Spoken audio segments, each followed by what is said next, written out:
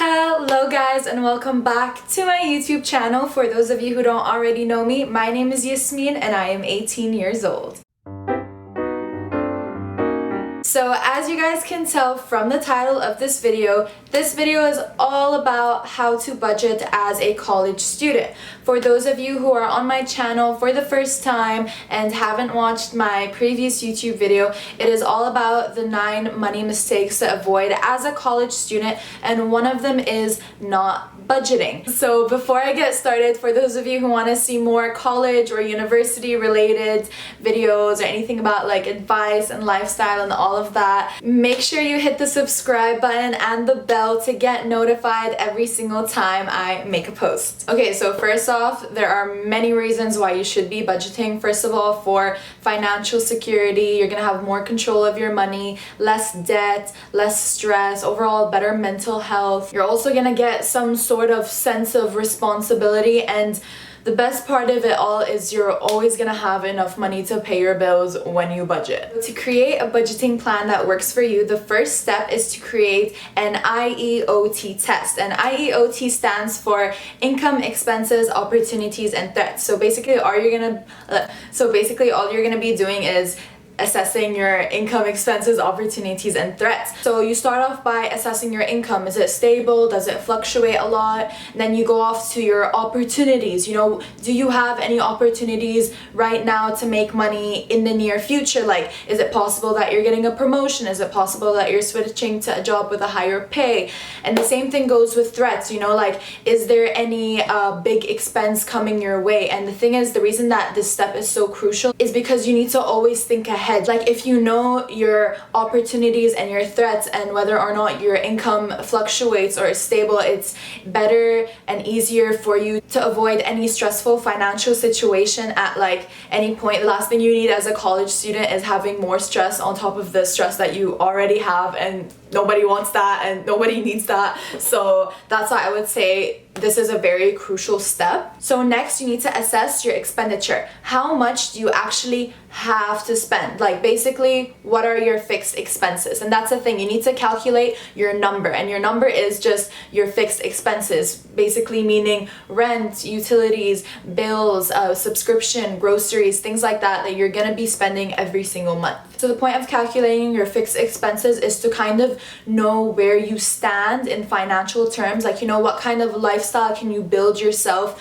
from here. And after you calculate your fixed expenses, whatever is left after that is your breathing room. And your breathing room is kind of just the money that you can spend for whatever you want rather than whatever you need. However, it doesn't just stop there. Like, yes, you have breathing room to spend whatever you want, but at the same time, something that I mentioned in my previous video, the 9 money mistakes to avoid as a college student, which I'm going to be linking in the description box below. One of the mistakes that I mentioned is not saving. So although you have this breathing room, you still need to take a part of it out to save. A lot of people don't think they need savings, or they think they're too young to start saving, or they won't need it, or they don't have enough to start saving. But it's always, remember to think long term. You need to always keep in mind that small savings turn into big money in the long term. So you have to take a portion out of your breathing room for savings. Even if you just have enough to start saving $5 a week, then start doing it. Like, the more your income rises and the more breathing room you have, the more your savings are gonna grow. Another thing you need to always keep in mind is that wherever you are in a year is an exact reflection of your actions right now. So basically, the next step is going to be to set goals. So set a goal in financial terms of where you want to be exactly in a year from now, and then look at yourself and assess your spending habits. You know, are your spending habits right now going to help you achieve this financial goal in a year? And if not, then what you need to do is change them. And the thing is, habits are very, very powerful. So just writing down a budgeting method is not going to change your habits. You need to have the willpower to do so. For example, if you're the type of person who is running late all the time and just buys a coffee at the cafeteria every single day, all you need to do is wake up 5-10 minutes earlier and just make your coffee at home. Even if you pay $2 for your coffee every single day, if you think about it, that's like $60 a month, when you can just be spending $5 on a bag of coffee and use it for the entire month. Another thing, instead of spending 20 to 30 bucks a day on lunch, just make lunch at home for like $3. Guys, trust me, when you have your own groceries and then you break it down into how many meals you can actually make, each meal can actually be like $1 to $3. You need to avoid the excuse of not having time. All you need to do is just plan ahead. Plan ahead if you can, meal prep if you can. Like I said, you need to have willpower. Plan ahead, meal prep. If your problem is spending too much on food, meal prep if you can. Guys, trust me, it saves you so much money. And the thing is, I know it's easier said than done. Like, I know changing your spending habits can be very hard. Like, I know it's very hard for me, but at the same time, there are like little tricks you can use to help you out. For example, you can start paying by cash instead of paying by card, because when you pay by cash, you kind of appreciate the value of every single dollar, rather than when you pay by a credit card. It's actually psychologically proven that you know the value of money more when you pay by cash. I don't know why, but all I know is that it is basically proven and it's true. So that's something that you could start doing. Okay, so the next step for you is to research. Research where you can cut expenses.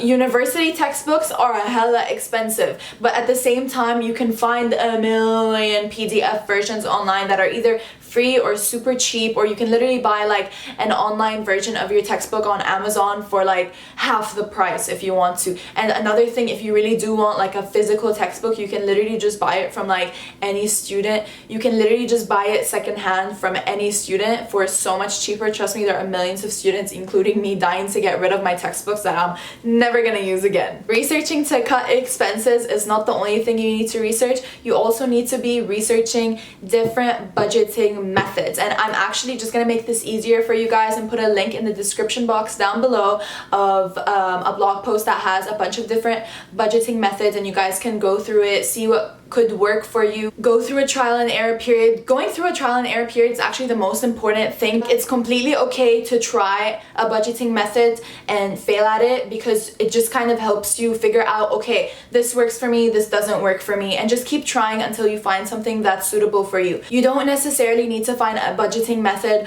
online. Like, through your trial and error period, you can kind of see what could work for you and alter it on your own. So the budgeting method that I would most recommend for students is the 50-30-20 budgeting method. And basically 50% of your income goes to fixed expenses, 30% goes to your wants, so like partying, going out, doing whatever you want, and then 20% goes to your savings. So I would recommend this one the most because it's very simple to maintain. The budgeting method that I saw was the most suitable was 50-30-20 budgeting method. However, it didn't fully work for me, so I just altered it a bit to work based on my income, which is why I say go through a trial and error period, see what works for you. You can alter it a bit if you want, and that's perfectly fine. Like, if you find a budgeting method that's great, it works like 80%, alter it a bit so it works 100% for you. Like, for an example, instead of 50-30-20, for me what I do is 60-20-20. So 60% of my income goes to fixed expenses,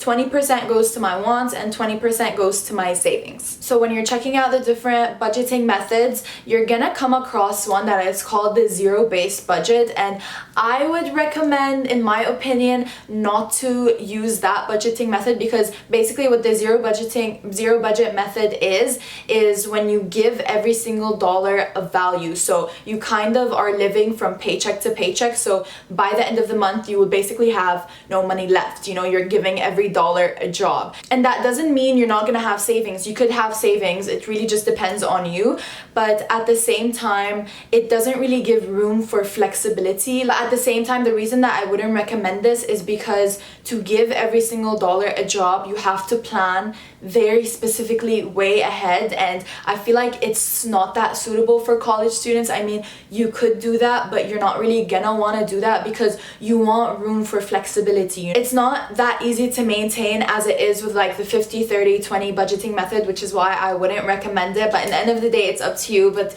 personally that's just what I would recommend. Okay guys, so that is the end of today's video. I hope it encourages you to turn off this video and start writing up your budgeting plan right now so you can plan ahead and reach your financial goals in 6 months or a year or whenever it is that you want to reach your goals. If you guys enjoyed this video, don't forget to subscribe, like, comment, and share this video. And again, if you guys are interested in more college, university related video like advice, lifestyle, and all of that jazz, then make sure to hit the subscribe button down below and the bell notification button so you guys get notified every single time I make a video. I'll see you guys next week.